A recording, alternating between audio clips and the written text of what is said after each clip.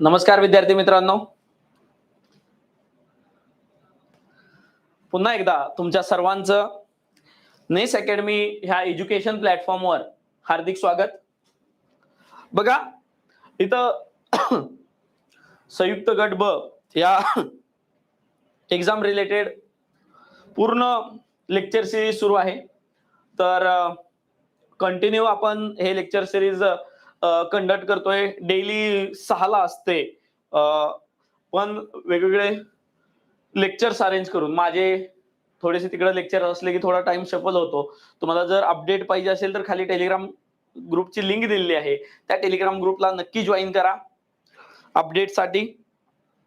आता माझं ब्रीफ मध्ये इंट्रोडक्शन देतो एफटी मध्ये, जर तुम्ही शिकला असाल तर, कारण हा विषय वेगळा आहे. हा विषय आहे फिजिक्स, बरोबर आहे का? हा विषय आहे फिजिक्स.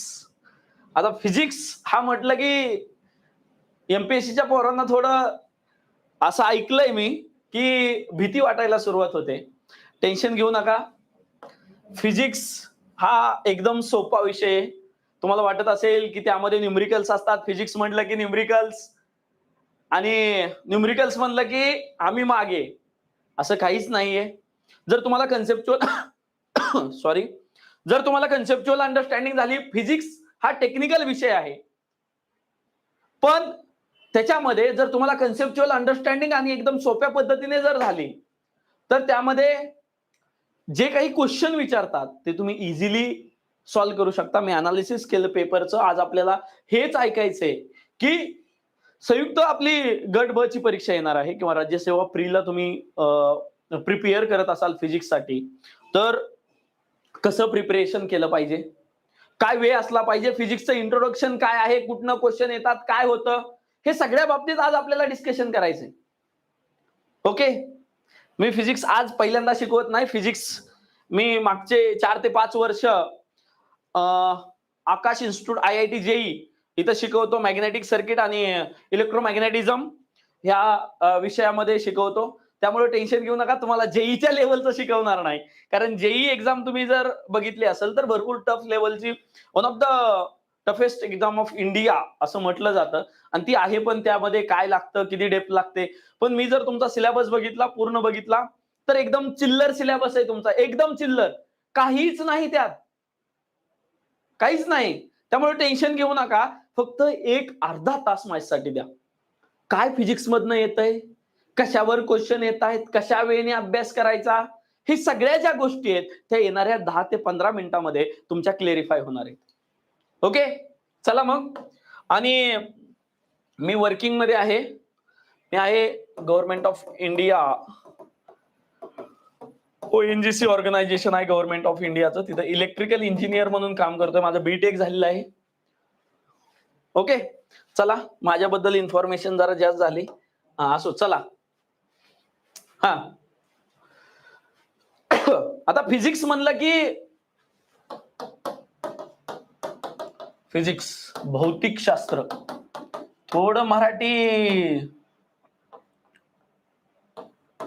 शास्त्र, भौतिकी म्हणतात. तर ही फिजिक्स म्हणजे भौतिकी म्हणजे नेमकं काय रे? एक्झॅक्ट फिजिक्स हा वर्डचा मिनिंग काय, तिथनं आपण सुरुवात करूया. म्हणजे तुम्हाला कळेल की आपण कशाबद्दल शिकणार आहे, फिजिक्स मध्ये ऍक्च्युअल मध्ये काय कंटेंट आहे. फिजिक्स तुम्ही फक्त बघता की भौतिक शास्त्र असतं. भौतिक शास्त्र म्हणजे काय हे जर माहित नसेल तर फिजिक्स मध्ये तुम्ही काय काय शिकणार आहेत, कशाबद्दल फिजिक्स तुमच्याकडनं काय इन्फॉर्मेशन मागते, ओके, हे अंडरस्टँड होणं भरपूर महत्वाचं आहे. जेव्हा फिजिक्स शब्द येतो किंवा भौतिक शास्त्र येतो, तेव्हा फिजिक्स हे एक परस्पर संबंध आहे. कुणामधला? एक पदार्थ. भौतिक शास्त्र हा काय आहे? एक संबंध आहे, परस्पर संबंध आहे. कुणामधला? द्रव किंवा तुम्ही म्हणता पदार्थ, म्हणजेच इंग्लिश मध्ये म्हणतात मॅटर, बरोबर आहे का? रिलेशनशिप आहे कुणाचं? मॅटर आणि काय रे? एनर्जी. ह्या दोघांच्या परस्पर संबंध, बरोबर आहे का? त्यालाच काय म्हणतात रे? ह्याचा अभ्यास करणे म्हणजे फिजिक्सचा अभ्यास करणे, बरोबर आहे का? ऊर्जा, बरोबर आहे का? ह्यातले संबंध बघणे. काय रे? द्रव, पदार्थ. बघा, संबंध कोणामधले? द्रव किंवा पदार्थ, त्यालाच मॅटर म्हणतात. आणि एनर्जी ह्यांच्याबद्दल पूर्ण स्टडी म्हणजेच भौतिकशास्त्र आहे. तुमचं जे फिजिक्स आहे ना, त्या दोन गोष्टीवरच अवलंबून आहे. मग ह्या दोन गोष्टी काय आहेत रे? मॅटरची काय? मॅटर म्हणजे काय रे? पदार्थ म्हणजे काय? आता हा माझ्याकडे पेन आहे. हा पेन म्हणजे काय? मॅटर आहे. मॅटर कुणाला म्हणतात मग? जो पदार्थ कुणाला म्हणताल? आता फिजिक्स मध्ये पदार्थ म्हणजे काय, मॅटर म्हणजे काय, जो तुम्हाला काय करतो रे, एक त्याला मास असतं, बरोबर आहे का? मासला काय म्हणतात रे?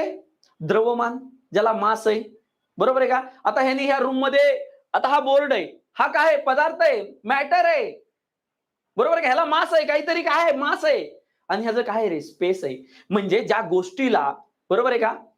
आता बघा, पदार्थ कुणाला म्हणायचं किंवा द्रव कुणाला, मॅटर कुणाला म्हणायचं, ज्या ज्या ज्या गोष्टी काय करतात रे, मास आहे त्यांना, म्हणजे द्रवमान आहे. त्या द्रवांना काय आहे? मान आहे, काहीतरी वेट आहे, बरोबर आहे? त्याला द्रवमान आहे, मास आहे. आणि काय आहे रे, दुसरी गोष्ट कोणती आहे? त्याला स्पेस आहे. स्पेस तो ऑक्युपाय करतो, त्याला म्हणायचं काय रे? द्रव. मग द्रवच्या विशेषता काय आहेत? बघा, ह्याच्यावरनं आपण फिजिक्सचा सिलेबस अनालिसिस करणार आहे. ह्या दोन शब्दावरनं तुमचा फिजिक्स अनालिसिस झालेलं आहे. हे दोनच शब्द तुम्हाला नाही समजले तर फिजिक्स तुम्हाला काहीच कळणार नाही, बरोबर आहे का? म्हणजे द्रव कुणाला म्हणायचं, विशेषता काय आहेत?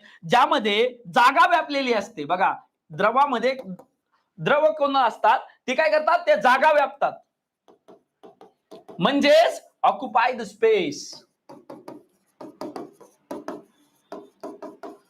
स्पेस ऑक्युपाय करतात, बरोबर आहे का?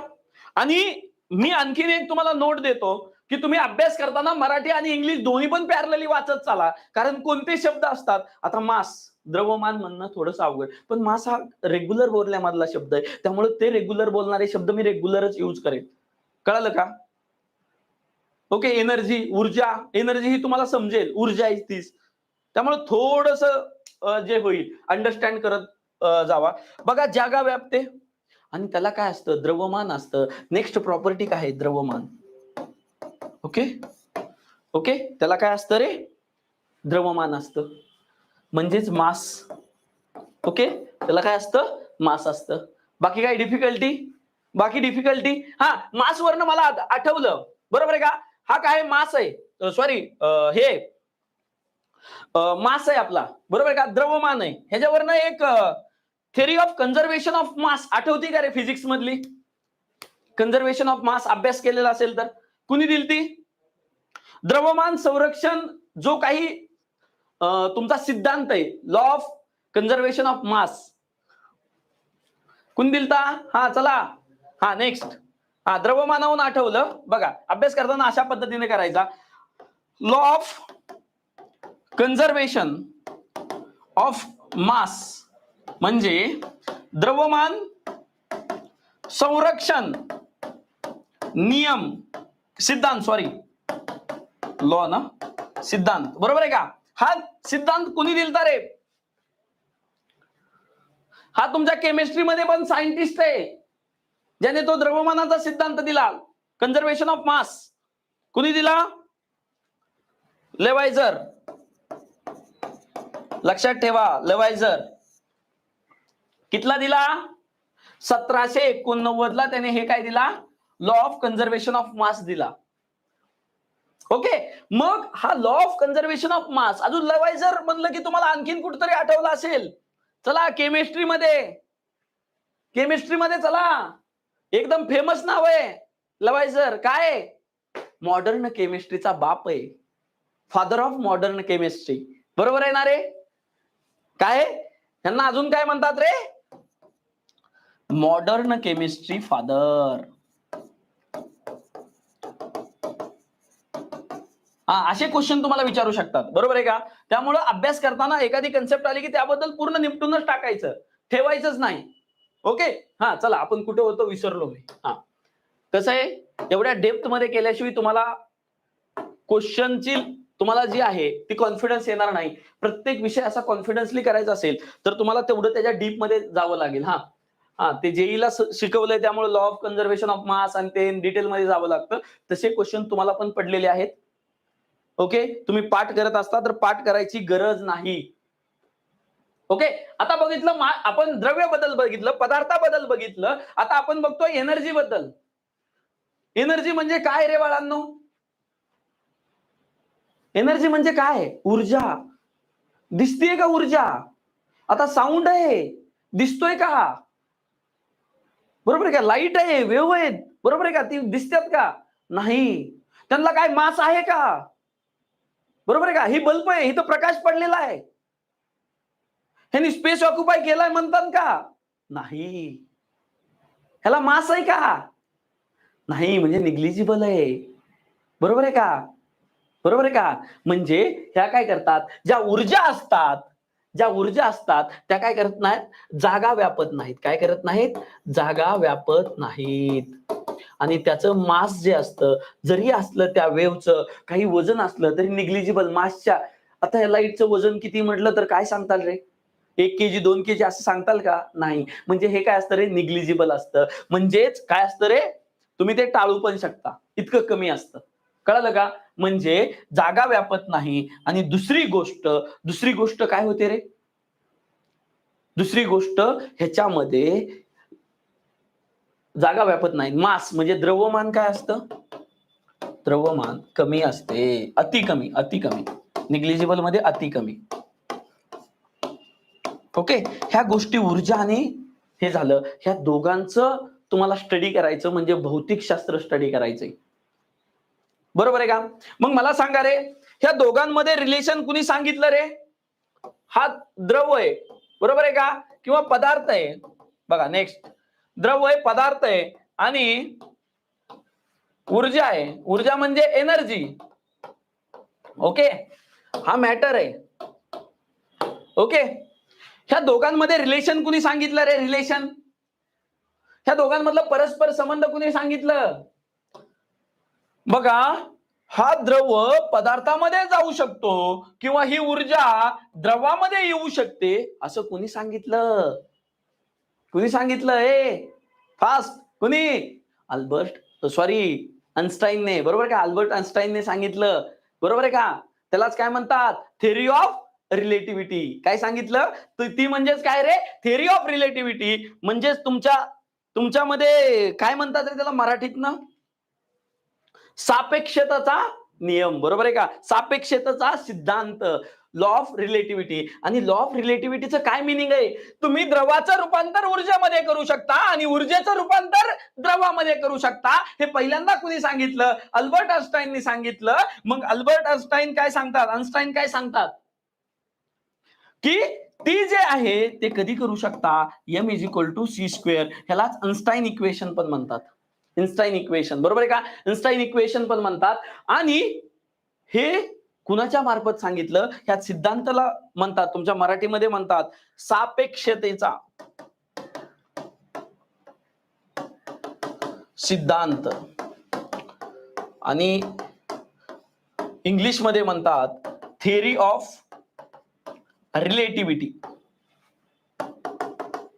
Theory of relativity. मग ही थेअरी ऑफ रिलेटिव्हिटी काय सांगतेय? ही कधी कन्वर्ट होऊ शकते? आता ही यम म्हणजे काय रे? द्रव्यमान आहे, मास आहे, द्रव्यमान.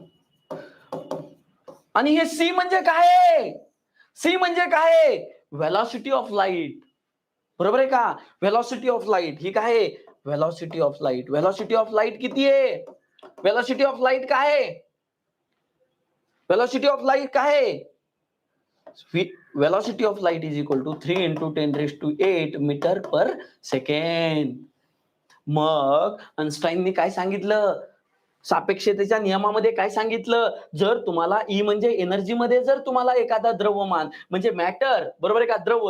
द्रव्यमान नाही, एखादा पदार्थ तुम्हाला मॅटर काय करायचं असेल? एनर्जी मध्ये कन्वर्ट करायचा असेल तर तुम्हाला काय करावं लागेल? तो जो मास आहे, आता ह्याचं काय द्रव्यमान आहे, ह्याला इतक्या स्पीडने फेकावं लागेल तेव्हा एनर्जी मध्ये कन्वर्ट होईल. आणि ती स्पीड कोणती? Velocity of light. तेव्हाच तुमचा तो आइन्स्टाईन इक्वेशन आहे ना, अल्बर्ट आइन्स्टाईन इक्वेशन, ते तेव्हा तुमचा लॉ ऑफ रिलेटिव्हिटी ओबे होईल. कंडिशन दिली त्यांनी. मग काय झालं? अल्बर्ट आइन्स्टाईनला ह्याच्यावर नोबेल प्राइज मिळाला का रे? ही रिसर्च केला, नोबेल प्राइज मिळाला का? असा एक क्वेश्चन होता तुमच्यात. नोबेल प्राइज जे आहे ते मला वाटतं एसएससी ला पडला होता एक, की अल्बर्ट आइन्स्टाईन नोबेल प्राइज कशावर मिळालं. भरपूर जण चुकतात, कारण शास्त्रज्ञ म्हणलं की काय आठवतं रे, बरोबर आहे का. अल्बर्ट आइन्स्टाईन यांचं नाव घेतलं की तुम्हाला आठवतं की theory of relativity, he equation आवडतं. मग तुम्हाला वाटतं की नोबेल प्राइज ह्याच्यावरनं मिळाला असेल. तर बाळांनो, नोबेल प्राइज ह्याच्यावरनं मिळाला नव्हता, ह्या इक्वेशनवरनं मिळाला नव्हता. कारण त्याबद्दल अजून काहीतरी त्यांना रिसर्च कमी पडत होता. त्यामुळे त्याच्यावर त्यांना नोबेल प्राइज मिळाला नव्हता. मग नोबेल प्राइज कशावर मिळाला होता ते कमेंट करा. कमेंट करा. चला बघू आपण पुढं कशावर मिळाला. बरं, velocity of light. Velocity of light कुणी आणली रे? बरोबर आहे का? वेलॉसिटी ऑफ लाईट कुणी, ही व्हॅल्यू कुणी दिली? लाईटची वेलॉसिटी 3 × 10⁸ मीटर/सेकंद असते. हे कोणतरी शोध लावला ना. हे अल्बर्ट आइन्स्टाईननी नाही लावला, आधीच लावून ठेवला होता. कुणी? रोमर. काय रे? रोमर. रोमर हा सायंटिस्ट आहे. त्याने काय केलता? वेलॉसिटी ऑफ लाईटचा शोध लावून ठेवला होता. आणि त्याच्यावर फक्त काम कुणी केलं रे? आइन्स्टाईन साहेबांनी केलं. ओके. मला काय सांगायचंय, नोबेल प्राइज मिळाला होता अल्बर्ट आइन्स्टाईन साहेबाला. तुम्ही भरपूर पाठ केले असते नोबेल प्राइज. तर किती मध्ये मिळला आणि कोणत्या ह्याच्यावर रिसर्च केल्यावर मिळला? आपण बघा फिजिक्स बद्दल चाललोय, कारण महत्वाचे ज्यांनी शोध लावले ते बघतोय आपण. बघा मॅटर आणि एनर्जी मध्येच आहेत अजून, आणि त्याच्यावरच फिजिक्स सगळं घडलेलं आहे. हे जर नाही समजलं तर तुम्हाला फिजिक्स काहीच समजणार नाही. Okay okay. काही डिफिकल्टी आहे? काही डिफिकल्टी आहे? लॉ कळाला? ओके. मग फादर ऑफ फिजिक्स म्हणायचं. आता फिजिक्सचं तुम्हाला मॅटर एनर्जी कळालं, कसं conversion, relation, theory of relativity सांगितलं. भरपूर वेळेस क्वेश्चन पण आला असेल तुम्हाला ग्रुप सी, ग्रुप बी ला. थेअरी ऑफ रिलेटिव्हिटी कोणी दिली, काय इक्वेशन आहे, त्याची कंडिशन काय आहे, वेलॉसिटी ऑफ लाईट कशी पाहिजे, 3 × 10⁸ मीटर/सेकंदच पाहिजे. ओके. Father of physics. चला, भौतिकशास्त्राचा, भौतिकशास्त्र फादर, बरोबर आहे का? कुणाला म्हणतात रे? न्यूटन. ॲझॅक न्यूटन. ओके. न्यूटन यांना काय म्हणतात रे? Father of physics. का रे? कशाचा शोध लावला सांगा, कमेंट करा. कशाचा लावला रे?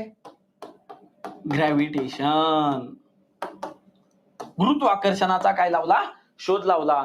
काय केलं रे? ऍपल खाली पडलं आणि त्यांनी शोध लावला. बरोबर आहे का? त्यामुळं त्यांना भौतिकशास्त्राचा फादर म्हणतात. आता मॉडर्न भौतिकशास्त्राचा, मॉडर्न फिजिक्सचा फादर कुणाला म्हणतात? चला, मॉडर्न फिजिक्स फादर. ओके. आधुनिक भौतिकशास्त्राचा फादर कुणाला म्हणतात? आधुनिक भौतिकशास्त्राचा कुणाला म्हणतात? Albert Einstein. बरोबर आहे का? कारण त्यांनी तो शोध लावला होता. त्या कोणत्या शोधामुळे त्यांना म्हणतात बाळांनो? कोणत्या? थेअरी ऑफ रिलेटिव्हिटीमुळे त्यांना काय म्हणतात? Father of modern physics. काय? Albert Einstein. आइन्स्टाईन. ओके.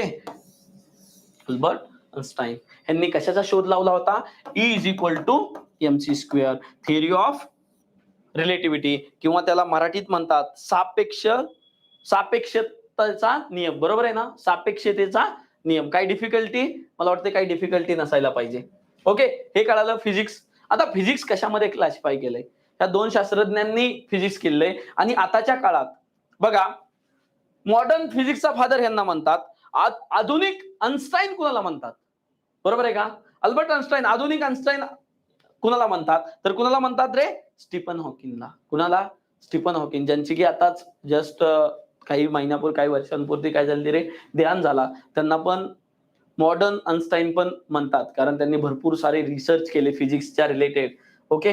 ते आपण बघणार आहेत काय काय झालं. चला, आता आपण नोबेल प्राइज कडे जाऊ. आता 1-2 मिनिटात. नोबेल प्राइज कशामुळे भेटलं होतं रे? अल्बर्ट आइन्स्टाईनना नोबेल प्राइज कशामुळे भेटलं होतं? कशामुळे रे? फोटो इलेक्ट्रिक इफेक्टमुळे. कशामुळे? फोटो इलेक्ट्रिक इफेक्टची जी व्याख्या होती त्याच्यावर त्यांनी काय केलता, रिसर्च केलता. त्यांनी शोध लावला नाही फोटो इलेक्ट्रिकचा, पण त्या व्याख्यावर शोध केला. फोटो इलेक्ट्रिक इफेक्ट म्हणजे काय रे? फोटो इलेक्ट्रिक म्हणजे सूर्यापासून निर्माण होणारी ऊर्जा. म्हणजे सूर्य पडला, सूर्याची किरणं पडली की त्याच्यापासून ऊर्जा निर्माण होते, ही त्यांनी स्पष्ट व्याख्यामध्ये सांगितलं. कशी होतं, काय होतं, त्या व्याख्येबद्दल एक्सप्लेनेशन दिलं. बरोबर आहे का? सूर्यापासून तयार होणारी ऊर्जा त्याला काय म्हणतात, फोटो इलेक्ट्रिक. त्याला काय म्हणतात, फोटो इलेक्ट्रिक. आणि ह्याच्यावर ह्या व्याख्येवर यांनी रिसर्च केला आणि त्याचा शोध लावला. शोध लावला नाही, ते फोटो इलेक्ट्रिकचा शोध लावलाय का? नाही. कुणी लावला सांगा आता तुम्ही. फोटो इलेक्ट्रिकचा शोध कुणी लावला? आणि फोटो इलेक्ट्रिक इफेक्टवर अल्बर्ट आइन्स्टाईन यांना काय भेटलं रे? नोबेल प्राइज भेटलं. ते किती मध्ये भेटलं? 1921 मध्ये प्राइज भेटलं. किती? 1921 मध्ये. आणि कोणत्या इफेक्टवर शोध लावला? सूर्यापासून निर्माण होणाऱ्या ऊर्जेवर. त्यांनी काय केली? त्याची व्याख्याला काय केलं? फक्त क्लेरिफाय केलं. तेवढंच केलं. त्यांच्या थिअरी ऑफ रिलेटिव्हिटीवर त्यांना काय भेटलं नव्हता? पुरस्कार, नोबेल प्राइज भेटलं नव्हतं. मग कुणी शोध लावला रे? कुणी शोध लावला सांगा? चला. कुणी लावला? फोटो इलेक्ट्रिकचा शोध कुणी लावला? तर हेनरी म्हणून, जे तुम्ही वारंवारता शिकता ना, किंवा आवर्ती, ती फ्रिक्वेन्सी म्हणता, त्याचे जे सायंटिस्ट नाहीत ना, हर्ट्स, त्यांनीच काय लावला? फोटो इलेक्ट्रिकचा पण शोध लावलेला आहे. चला, नोबेल प्राइज कळालं. आता आपल्याला फिजिक्स शिकताना किंवा भौतिकशास्त्र शिकताना हे मॅटर आणि हे शिकलो, हे सायंटिस्ट बघितले. थोडं ब्रीफ मी केलंय, फक्त जास्त डीप मध्ये जात नाही. थोडस ब्रीफ केलेलं आहे. तुम्हाला डीप वाटत असेल तर ते ब्रीफच आहे, आणि काही टेन्शन घेऊ नका. अशा वेळेनेच आपल्याला शिकायचंय. म्हणजे तुम्हाला एकीकडे फॅक्च्युअल शिकता येईल, एकीकडे कन्सेप्च्युअल शिकता येईल. आणि हे दोन्ही पॅरलल असले की होप सो तुमचा सब्जेक्ट लवकरात लवकर चांगल्या वेने कव्हर होईल. बरोबर आहे का? मग फिजिक्स मध्ये 2 भाग पडतात. पहिला भाग पडतो मेकॅनिक्स, त्यालाच म्हणतात यांत्रिकी. त्यालाच काय म्हणतात रे? यांत्रिकी असं पण म्हणतात. आणि दुसरा भाग पडतो की यांत्रिकी नाही, त्या काय आहेत? वेव्हच्या फॉर्म मध्ये, एनर्जीच्या फॉर्म मध्ये ज्या वेव्हस असतात त्याच्या फॉर्म मध्ये काय भेटतो? ते भेटतं. त्या फिजिक्सचे 2 भाग आहेत, एक यांत्रिकीमध्ये. मग यांत्रिकीमध्ये काय रे? यांत्रिकीमध्ये काय आलं? पहिला टॉपिक आला युनिट अँड डायमेन्शन्स, मापक आणि मोजमापन. बरोबर आहे का? ह्याच्यात तुम्हाला SI, CI, CGS हे सगळे युनिट, सगळ्या क्वांटिटी, हे सगळं कळणार. बरोबर आहे का? हा झाला पहिला पार्ट. त्यानंतर मोशन म्हणजे गती. बरोबर आहे का? लॉ ऑफ मोशन, सगळे लॉ, वेगवेगळ्या गती, ऍक्सेलरेशन, प्रत्येक मोमेंटम, ह्या सगळ्यांचं तुम्हाला इन डेप्थ मध्ये जे प्रॉब्लेम्स आहेत, न्यूमरिकल्स आहेत, घाबरायचं नाही. एकदम सिंपल आहेत. एकदम तुम्ही रेग्युलरली अटेंड करा, तुम्हाला कळेल की काय डिफरन्स आहे. कळलं ना? बरोबर आहे का? मोशन म्हणजे गती, हा टॉपिक आपल्याला त्या यांत्रिकीमध्ये, मेकॅनिक्स मध्ये शिकायचा आहे. थर्ड जो टॉपिक आहे बल. बघा, फोर्स, बल. बरोबर आहे का? परत चौथा जो टॉपिक आपल्याला शिकायचा आहे सिंपल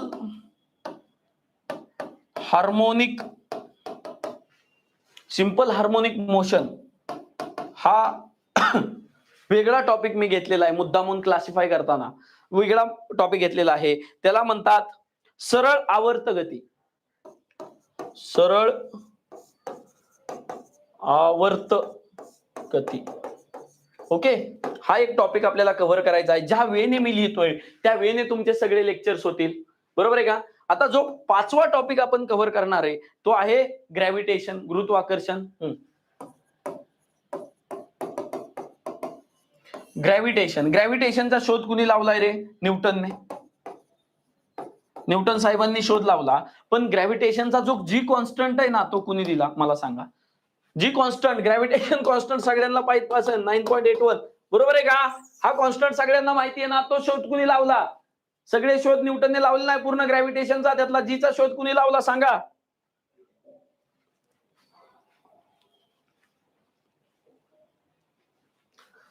ग्रॅव्हिटेशनचा ह्या जीचा शोध लावला हेनरी कॅव्हेंडिश. Henry Cavendish. आणि हा हेनरी कॅव्हेंडिश आपल्याला कुठं दिसतो रे? केमिस्ट्रीमध्ये पण दिसतात. कशामध्ये दिसतात रे? ह्यांनी अजून एक शोध लावलाय हायड्रोजनचा. केमिस्ट्री मधले हायड्रोजन आहेत ना, त्याचा शोध पण कुणी लावलाय? हायड्रोजनचा. कुणी लावलाय? हेनरी कॅव्हेंडिशनी शोध लावलाय. Henry Cavendish. कसं लिहितात? कॅव्हेंडिश. हा, हेनरी कॅव्हेंडिशने शोध लावला गुरुत्वाकर्षणच्या जी कॉन्स्टंटचा आणि कशाचा? हायड्रोजनचा. साईडला नोट डाऊन. हा टॉपिक झाला. चला आपण टॉपिकला भरकटतोय कुठंतरी. आपण हे महत्वाचं आहे, हे तुम्हाला अनालिसिस करताना माहित पाहिजे. बरोबर आहे का? सिक्स टॉपिक जो आहे आपलं एनर्जी, पॉवर, बरोबर आहे का? शक्ती, बल जो टॉपिक आहे, बरोबर आहे का? वर्क, काम, बरोबर आहे का? काम, वर्क, एनर्जी अँड पॉवर.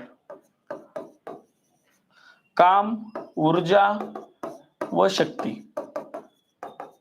मग ऊर्जा काय, काम काय, शक्ती काय, हे सगळं आपल्याला बघायचं आहे याच्यामध्ये. आणि नेक्स्ट आहे, मी एक अजून टॉपिक ऍड केलेला आहे 7वा. तो आहे प्रॉपर्टीज ऑफ मॅटर. म्हणजे वेगवेगळे द्रव आहेत, बरोबर आहे का? तुमच्याकडे आपले वेगवेगळे मॅटर्स आहेत, जे स्पेशल मॅटर्स आहेत, त्यांची विस्कॉसिटी प्रॉपर्टी काय आहे, असे तुम्हाला फॅक्च्युअल क्वेश्चन आलेले. त्यामुळे मी वेगळा टॉपिक बनवला आहे प्रॉपर्टीज ऑफ द मॅटर. म्हणजे द्रवांचे गुणधर्म किंवा पदार्थांचे गुणधर्म. काही काही असे पदार्थ आहेत ज्यांचे गुणधर्म आहेत, त्यांची विस्कॉसिटी किती आहे, वेलोसिटी काय, हे काय, ते काय, वेगवेगळे जे फॅक्टर्स आहेत त्यावर आपल्याला अनालिसिस करायचंय. ओके, काही डिफिकल्टी आहे का त्यामध्ये? काही डिफिकल्टी नसायला पाहिजे. ओके, एवढं आपल्याला काय करायचंय? मेकॅनिक्स मध्ये शिकायचंय. बघा, एकदा तुम्ही नीट लक्ष द्या. मेकॅनिक्स ह्या टॉपिक मध्ये भरपूर जास्त टॉपिक्स आहेत. काय काय आहेत रे? Units and dimensions. Okay, units and dimensions हा टॉपिक आहे. Okay, units and dimension, motion, गती, फोर्स, बल, सिंपल हार्मोनिक मोशन, बरोबर आहे का? गुरुत्वाकर्षण, ग्रॅव्हिटेशन, वर्क, काम, ऊर्जा, शक्ती, बरोबर आहे का? आणि नेक्स्ट काय? Properties of matter. म्हणजेच तुमचे काही द्रव, जे पदार्थ आहेत त्यांच्या काहीतरी गुणधर्म आहेत, ते सगळे गुणधर्म आपल्याला बघायचे आहेत. काही स्पेशल पदार्थ आहेत जे की तुम्हाला परीक्षेला विचारले जातात. आता नेक्स्ट पार्ट जो फिजिक्सचा, आपण हा जो मेकॅनिक्स पार्ट आहे तो एक पार्ट घेतला. जो नेक्स्ट पार्ट आहे तो पण भरपूर महत्वाचा आहे. त्यांना आपण जास्त वेटेज जे आहे ते ह्या पार्टला आहे बाळांनो, बरोबर आहे का? त्यात मध्ये येतात साऊंड वेव्ह. पहिला टॉपिक येतो त्यामध्ये काय येतो? Sound wave. दुसरा टॉपिक येतो हीट अँड टेम्परेचर. उष्म आणि तापमान. उष्म व तापमान, बरोबर आहे का? साऊंडला काय म्हणतात रे? ध्वनी, ध्वनी तरंग, लॉन्जिट्युडल वेव्ह. हे सगळं आपण वेव्हचे टाईप, हे ते सगळं बघणार आहे त्याच्यामध्ये. टेन्शन घेऊ नका. एकदम इन डिटेल मध्ये त्याच्यावरचे प्रॉब्लेम्स असतील, त्याची फ्रिक्वेन्सी असेल, कोणता साऊंड कुणाला ऐकू येतोय, काय येतोय, हे सगळं जे इन डिटेल मध्ये आहे त्या साऊंड टॉपिक मध्ये. हीट, कशातनं हिटचे लॉ काय आहेत, कंडक्शन, कन्व्हेन्शन काय आहे, हे सगळं बघणार आहे. ओके, हा, त्याच्यावरचे प्रॉब्लेम्स असतील, ओके, त्याच्यावरचे मटेरियल्स असतील, त्याचं इन डेप्थ मध्ये जाऊन सगळं काही बघणार आहे. तुम्ही त्याचं टेन्शन घेऊ नका. परत ऑप्टिक्स. ओके, ऑप्टिक्स म्हणजे तुम्ही प्रकाश, म्हणजे इथनं सेंड केली लाईट, परत त्यामध्ये आय आला, बरोबर आहे का? डोळ्याचा थोडा भाग आला, बरोबर आहे का? डोळं पण आपल्याला त्यामध्ये फिजिक्स मध्ये आई एक चॅप्टर आहे, बरोबर आहे का? डोळ्याचं पूर्णपणे विश्लेषण बघायचं आहे.